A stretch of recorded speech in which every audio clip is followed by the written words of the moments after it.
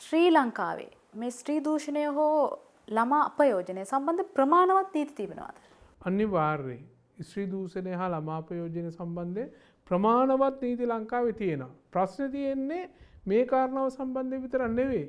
රටේ අනිකුත් ඕනෑම කාරණාවන් සම්බන්ධයෙන් ප්‍රමාණවත් නීති ලංකාවේ තියෙනවා. ඔබ දන්නවද බසයකට ගොඩවීම සම්බන්ධයෙන් නීතියක් පවතිනවා අපේ රටේ.